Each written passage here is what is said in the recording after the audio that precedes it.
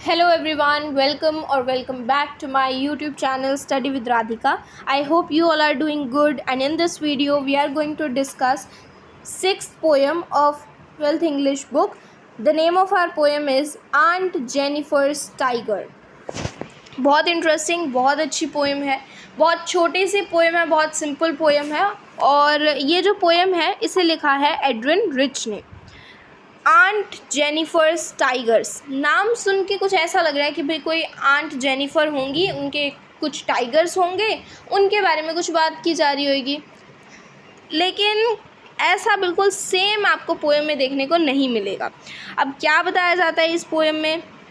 ये पोएम में हमें ये बताया जा रहा है कि एक शादीशुदा ज़िंदगी में एक महिला को, एक वुमन को कितनी ज़्यादा रेस्ट्रिक्शंस और कितनी ज़्यादा प्रॉब्लम्स जो है वो फेस करनी पड़ती है।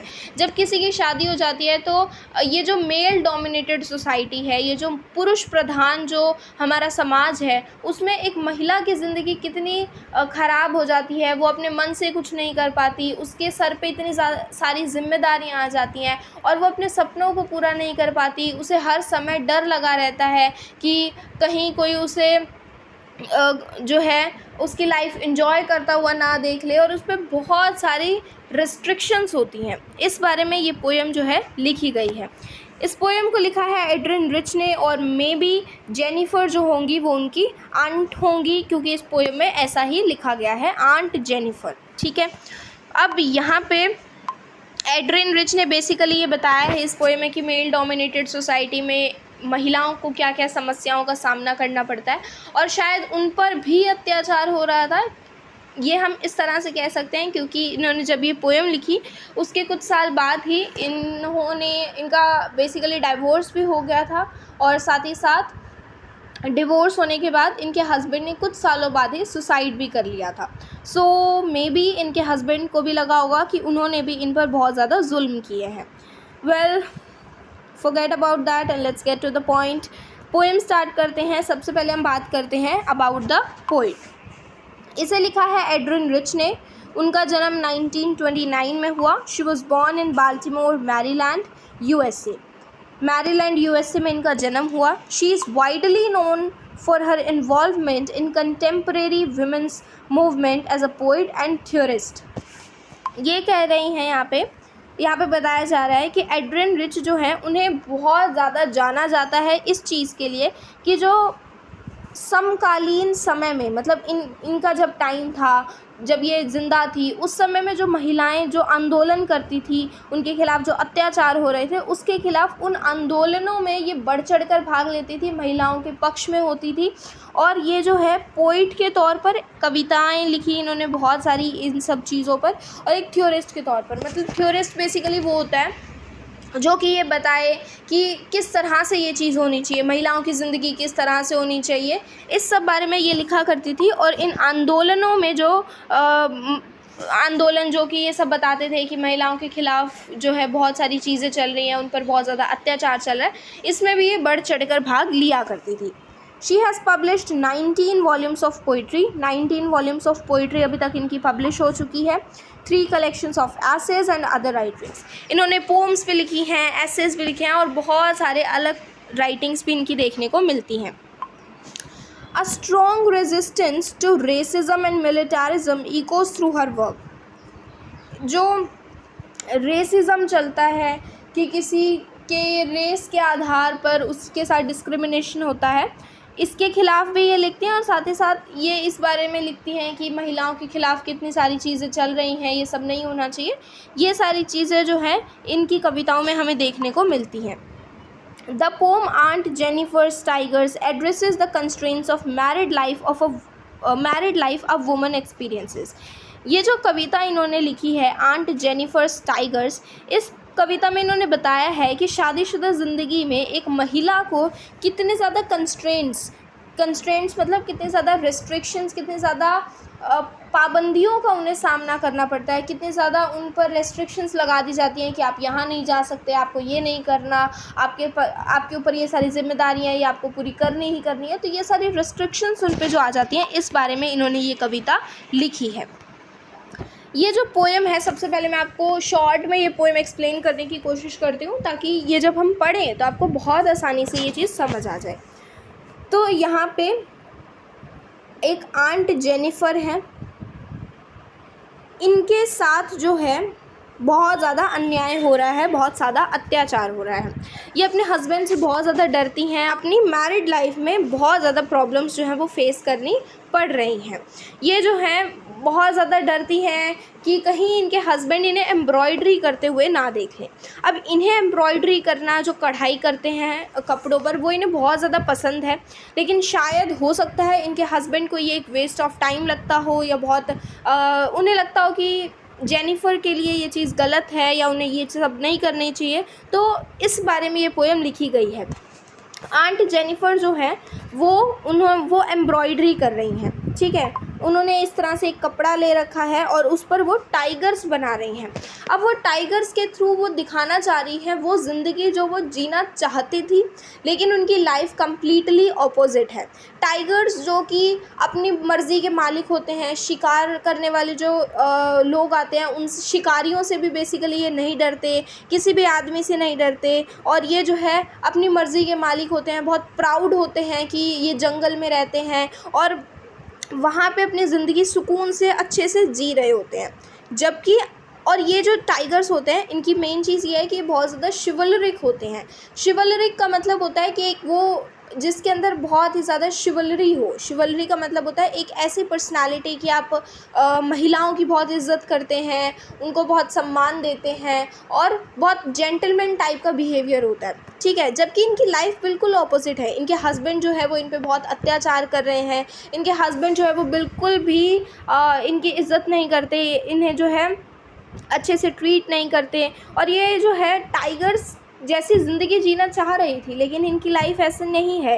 टाइगर्स जहाँ एक तरफ टाइगर्स जो है वो बहुत प्राउड होते हैं जहाँ पे वो रह रहे हैं जंगल में, लेकिन ये बहुत परेशान है कि इन्हें शादी के बाद यहाँ पे रहना पड़ रहा है, इतनी सारी रिस्ट्रिक्शंस इन पे हैं, ये सारी चीज़ों से ये बहुत परेशान हो चुकी हैं। यहाँ पे बताया जा रहा है कि ये भी आज़ादी से अपनी ज़िंदगी जीना चाहती हैं, लेकिन ऐसा नहीं है। ये जो है ये जब कढ़ाई कर रही होती है, एम्ब्रॉयडरी कर रही होती है, तो इनके हाथ काँप रहे होते हैं। अब काँपना हो सकता है शायद वो डर रही हो कि कहीं इनके हस्बैंड इन्हें ये सब करते ना देख लें, क्योंकि मे बी उन्हें ये वेस्ट ऑफ टाइम लगता हो, या उन्हें लगता हो कि इन्हें घर संभालना चाहिए, ये सारी कहाँ चीज़ों में ये अपना टाइम वेस्ट कर रही हैं।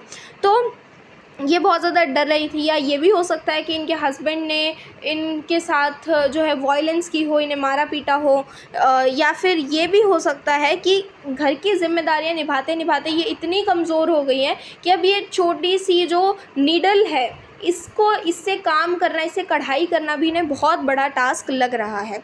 ये बताती हैं कि टाइगर्स तो हमेशा ही ऐसे खुश रहेंगे, अपने आप पे प्राउड रहेंगे और अपनी ज़िंदगी अपने हिसाब से आज़ादी से जी पाएंगे, लेकिन आंट जेनिफ़र तो जब मर भी जाएंगी तो भी शायद ये सारी ज़िंदगी की यादें इनके साथ रहेंगी, और ये जो इनके हाथ में इनकी वेडिंग रिंग है वो हमेशा इनके हाथ में रहेगी, जो कि हमेशा ये दर्शाएगी कि जब ये ज़िंदा थी तब इन्होंने कितनी ज़्यादा समस्याओं का सामना किया।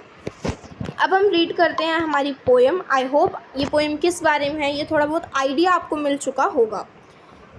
Aunt Jennifer's tigers prance across a screen, bright topaz denizens of a world of green. They do not fear the man beneath the tree, they pace in sleek chivalric certainty. Prance का मतलब होता है बहुत बड़े बड़े कदमों के साथ चलना, ठीक है। फिर उसके बाद टोपास का मतलब होता है कि एक बहुत ब्राइट येलो कलर का एक स्टोन होता है, बहुत सुंदर होता है वो, और यहाँ पे उसे कंपेयर किया गया है टाइगर्स के साथ कि जैसे टाइगर्स जो होते हैं वो भी येलो कलर की उनकी स्किन होती है, तो वहाँ पे कंपैरिजन हमें देखने को मिल रहा है। पेस मतलब बहुत तेज़ी से चलना।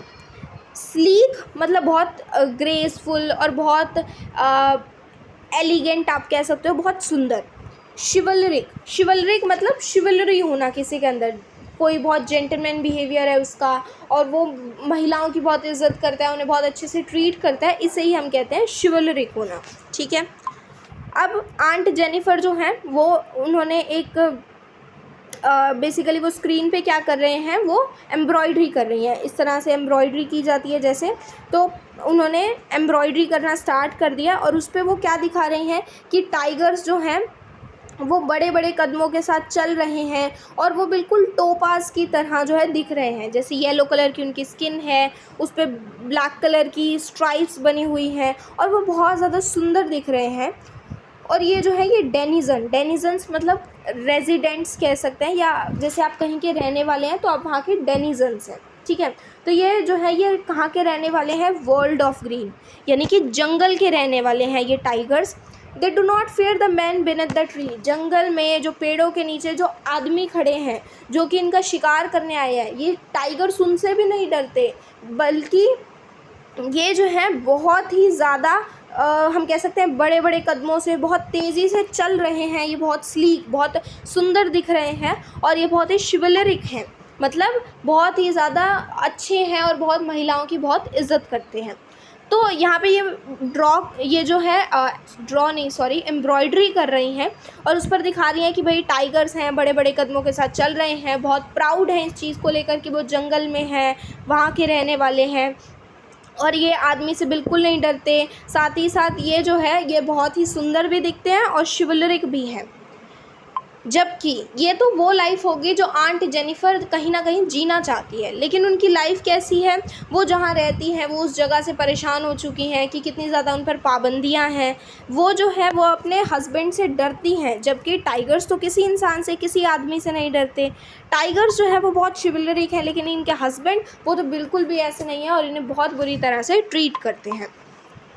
Aunt Jennifer's fingers fluttering through her wool find even the ivory needle hard to pull. The massive weight of Uncle's wedding band sits heavily upon Aunt Jennifer's hand. Fluttering मतलब कांपना, ट्रेम्बल करना। Ivory मतलब जो हाथी के दांत से जो basically चीज़ बनी होती है, तो जो नीडल वगैरह होती थी वो किससे बनी होती है, हाथी के दांत से, ठीक है। तो यहाँ पे ये कह रहे हैं कि जो आंट जेनिफर की जो उंगलियां हैं, जब वो ये एम्ब्रॉयडरी कर रही हैं वूल से, तो उनकी उंगलियां कांप रही हैं। अब कांपने के कई रीज़न हो सकते हैं। पहला ये कि वो अपने हस्बैंड से डर रही हैं कि कहीं उनके हस्बैंड ये करते हुए इन्हें देख ना ले, क्योंकि मे बी उनके हस्बैंड को ये एक वेस्ट ऑफ टाइम लगता हो। सेकेंड चीज़ हो सकता है उनको मारा गया हो, उनके साथ डोमेस्टिक वायलेंस हुई हो। तीसरी चीज़ ये हो सकती है कि वो जो है अपने घर की जिम्मेदारियां निभाती हुई इतनी थक चुकी हैं, इतनी कमज़ोर हो चुकी हैं कि अब उन्हें ये छोटा सा काम भी बहुत बड़ा टास्क लग रहा है और उनकी उंगलियां काँप रही हैं। आंट जेनिफर को तो ये छोटी सी आइवरी निडल, हाथी के दांत से बनी हुई ये जो सुई है, इसे निकालना, इसे एम्ब्रॉयडरी करना भी बहुत मुश्किल लग रहा है। The massive weight of uncle's wedding band means wedding ring. तो जो अंकल मतलब जो इनके हस्बैंड हैं, इन्होंने जो इन्हें शादी के समय जो वेडिंग रिंग पहनाई थी, आंट जेनिफर जो है वो बहुत परेशान हो चुकी हैं इस अंगूठी के मैसिव वेट से। मैसिव मतलब बहुत ज़्यादा भारी होना। तो ये जो अंगूठी है ये बहुत ज़्यादा भारी है। अब एक छोटी सी अंगूठी कितनी ही भारी हो जाएगी। तो यहाँ पे भारी होने से मतलब ये नहीं है कि उसका वज़न बहुत ज़्यादा है। भारी होने से मतलब है कि उसके साथ जो इतनी सारी जिम्मेदारियाँ आई, शादी के साथ जो रिस्ट्रिक्शंस आई, वो जो है आंट जेनिफर को उन्होंने कहीं ना कहीं दबा दिया है। तो ये जो भारी सी अंगूठी मतलब जो इतनी सारी जिम्मेदारियों के साथ जो इन्हें अंगूठी पहनाई गई थी, ये अंगूठी आंट जेनिफर के हाथ में आज भी है। When aunt is dead, her terrified hands will lie still ringed with ordeals she was mastered by. The tigers in the panel that she made will go on prancing, proud and unafraid. ये जो aunt है जब वो मर जाएंगी तो उनके terrified मतलब डरे हुए, तो उनके ये जो डरे हुए हाथ हैं ये लाई करेंगे, मतलब एक ही जगह पे पड़े रहेंगे, फिर कोई मूवमेंट नहीं कर पाएंगे। उस समय भी ये जो अंगूठी है ये इनके हाथ में होगी। उन्होंने ये जो अंगूठी पहन रखी होगी, उस समय भी ये अंगूठी दर्शाएगी कि जब ये ज़िंदा थी उस समय जीते जी इन्हें कितनी सारी जिम्मेदारियां इन्हें मिली थी और कितनी ज़्यादा समस्याओं का सामना इन्होंने अपनी मैरिड लाइफ में किया और कितने ज़्यादा ऑर्डर्स इनको फॉलो करने पड़े अपने हस्बैंड के। जबकि जो टाइगर्स हैं पैनल में, ये जो एम्ब्रॉयडरी करते हैं पैनल पे, जो कपड़ा होता है उसे हम पैनल कहते हैं। तो ये जो पैनल पे ये जो एम्ब्रॉयडरी कर रही हैं, उसमें जो टाइगर्स थे वो तो फिर भी पहले जैसे ही रहेंगे, हमेशा प्रांसिंग यानी बड़े बड़े कदमों के साथ चलेंगे, हमेशा प्राउड होंगे जहाँ पे वो रहते हैं, खुद पर प्राउड होंगे और हमेशा अनअफ्रेड रहेंगे, किसी से डरेंगे नहीं। लेकिन आंट जेनिफर तो पूरी ज़िंदगी जो है अपने हस्बैंड से डरती ही रही। तो ये पूरी हमारी पोएम थी। वैसे तो मैंने साथ साथ आपको सारे वर्ड्स के मीनिंग बता दिए हैं, लेकिन फिर भी हम यहाँ पे डिस्कस कर लेते हैं। Denizen means a person, an animal or a plant that lives, grows or is often found in a particular area. Denizen मतलब कहीं के रहने वाले। कोई आदमी कहीं का रहने वाला है तो वो वहाँ का डेनिजन है।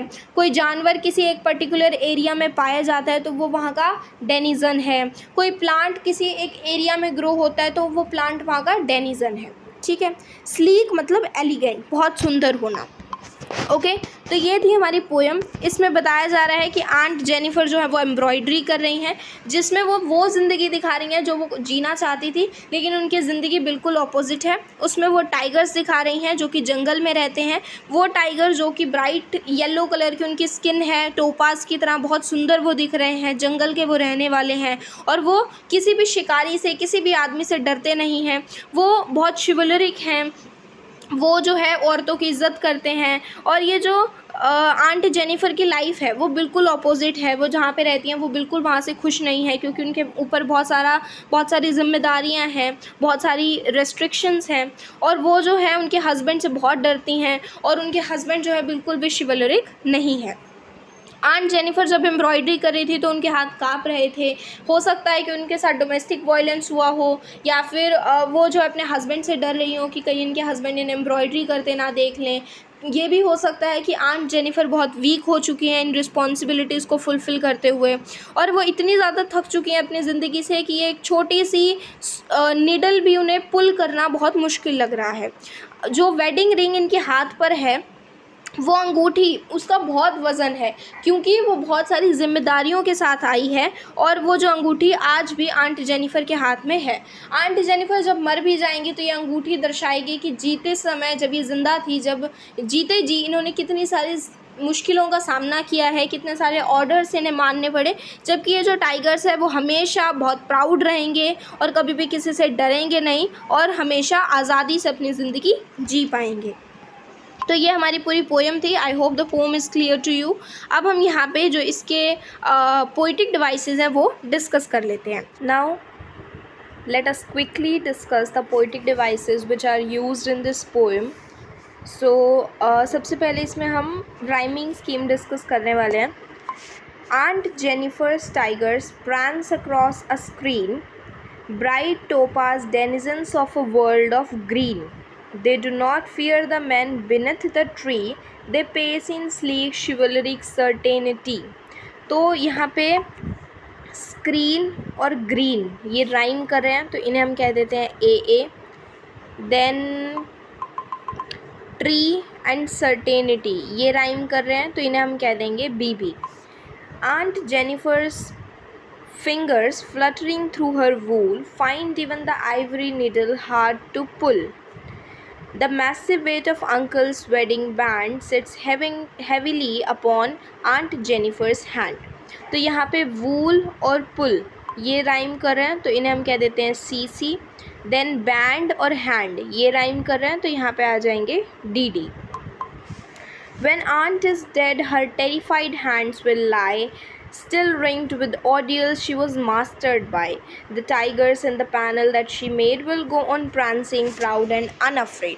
तो यहाँ पे lie by ये जो है राइम कर रहे हैं, तो इन्हें हम कह देंगे ई। देन मेड अनअफ्रेड इनको हम कह देंगे एफ, क्योंकि ये भी यहाँ पे राइम कर रहे हैं। तो बेसिकली इस पोएम की जो राइमिंग स्कीम है दैट इज़ ए बी।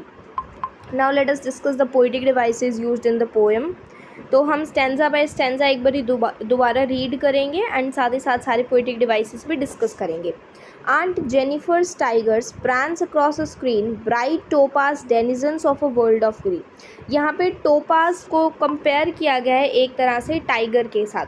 क्यों? क्योंकि टोपाज एक ब्राइट येलो कलर का स्टोन होता है और जो टाइगर की अपीयरेंस होती है वो भी बिल्कुल इसकी तरह होती है. तो यहाँ पे कंपैरिजन तो हुआ है, लेकिन यहाँ पे लाइक या फिर एज इन वर्ड्स का इस्तेमाल नहीं हुआ. तो यहाँ पे जो पोइटिक डिवाइस यूज़ हुआ है दैट इज़ मेटाफर.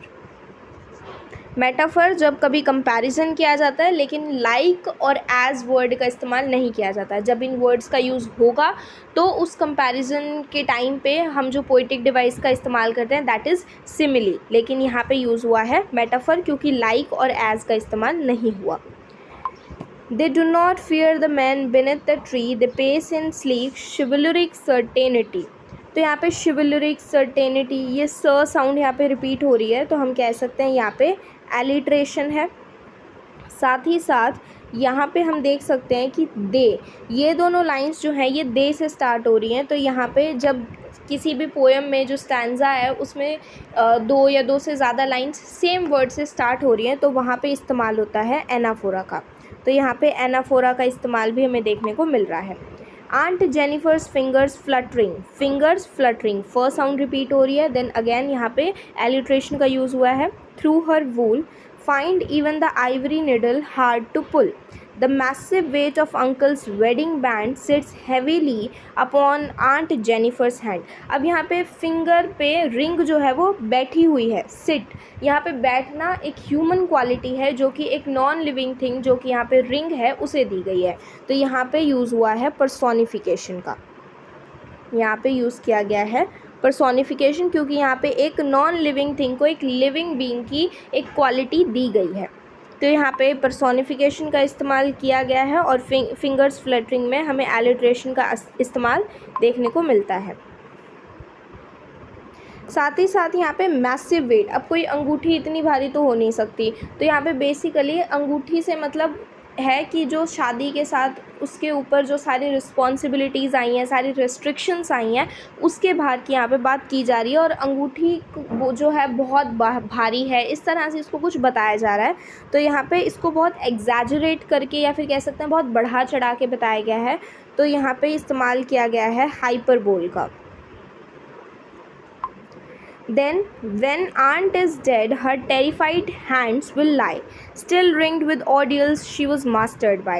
अब यहाँ पे ringed, यहाँ पे इसके दो मतलब हैं. एक तो कि उनकी हाथ में वो अंगूठी है, दूसरा कि उनके आसपास जो है वो घिरी हुई है. रिंग्ड मतलब वो आसपास घिरी हुई हैं इन जिम्मेदारियों से और इन पाबंदियों से.